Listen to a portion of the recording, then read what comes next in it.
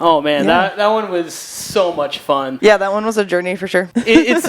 It's really interesting the way that like this type of music is kind of like the same thing the entire time, but like there's just a subtle evolution that is almost imperceptible. Mm-hmm. But it's like you notice it enough to keep it engaging, and I think that that's super neat. Yeah, this definitely is the nature of house and that kind of style of music, is the elements working together and bringing them in and taking them back out again and creating the dynamics that way, versus other kinds of music that are more formulaic, like intro, verse, bridge, chorus, like stuff like that, Yeah. So it's just like different formatting to create the dynamics there. But yeah, I just love the way that the drums hit, and they have like that Afrobeat influence, like mixed with the house beats, and the gospel vocals are just so juicy, and like I could just eat them up all day. Take me to church, baby. Take me to church. But I mean, it really is. That's like that iconic Detroit church, is the church of music, and just dance being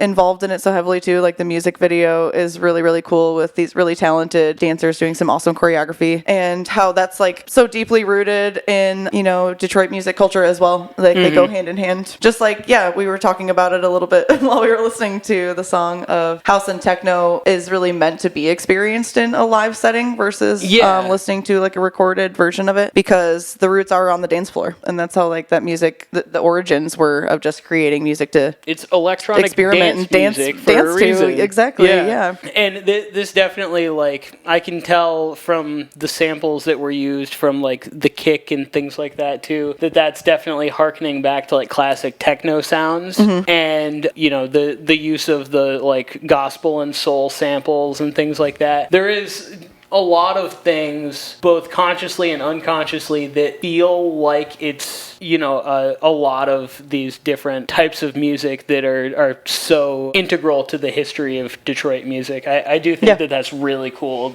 like blending all of that together. Yeah, that's how they were awesome. all woven together to create this tapestry of history. Yeah, musically.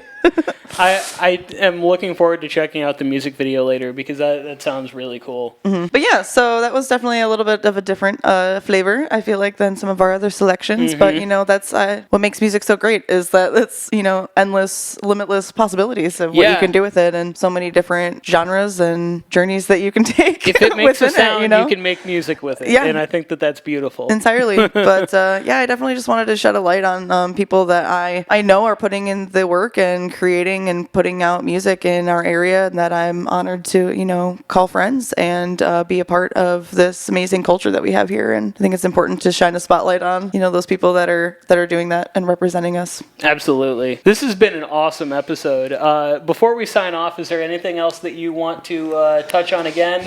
Maybe some stuff that we prompted at the very beginning that we didn't get around to mentioning? Yes. So we definitely did touch on the fact that I am working on my third iteration of the Unity mixtapes, which has been a journey that I started pretty much when I started one, was just mixtapes of all original curations that I'm working on right now. I say curations, but creations is really what I meant to say, of just kind of where I'm at in my musical journey, what's been inspiring me lately. And the Unity mixtapes are special to me because they're different than other mixes I've done, where I'm weaving in like music from other artists and that influence me, or my friends' music and things like that, versus the Unity mixtapes are basically like a one showcase.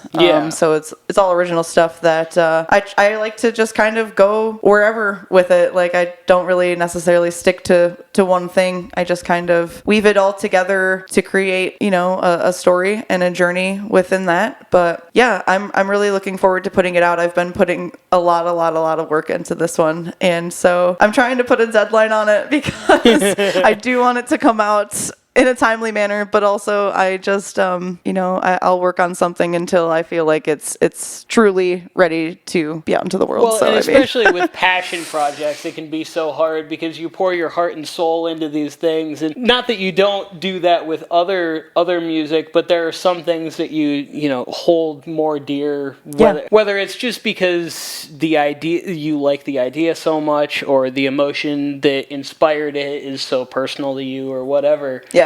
It can definitely be hard. Those can be the hardest to let go. because they never feel like they're done. But on that same note, though, it is important to put things out like within the same kind of time frame that you're creating it, because I've noticed when there's been songs that I really enjoyed that I made, and I look back, I'm like 3 or 4 years ago, I'm like, I should have put it out in that time though, because now it's not something that I want to release in like where I'm at in my journey now. Yeah. It would have made sense then, you know what I mean? So that's like, as much as I want to take, as much time as I need to work on this, I also feel like it's important to put it out fairly soon, because it's a representative of what I'm going through now and where I'm at. Yeah. You see that a lot, at least in my opinion. I've been seeing it a lot in TV, which is shows still, because it's their first season back after COVID, having some sort of COVID-related episode because they wrote it. And it's like, yes, but we're not living in this lockdown society anymore. Exactly. This doesn't hit home the same way. Exactly. And so I totally get where you're coming from with that, because I think that there is a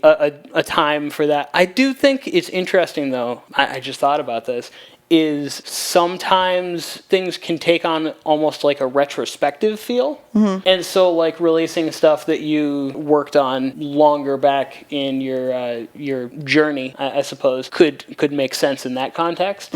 But I feel like you almost have to have been an artist for like quite a long time before that makes sense.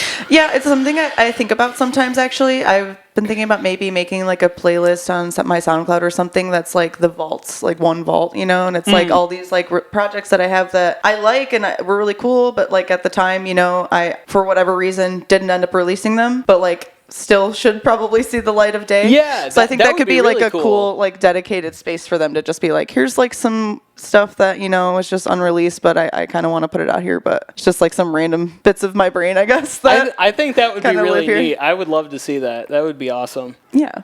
So I guess I just wanted to mention that. So I'm really gonna try to get it out in January, I think. So we'll definitely look out for that. And then I'm always working on new stuff though, so that's probably the next release that I'm gonna have though, for sure. All right, awesome. This has been the Fresh Finds Podcast, the show about discovering new music with good people.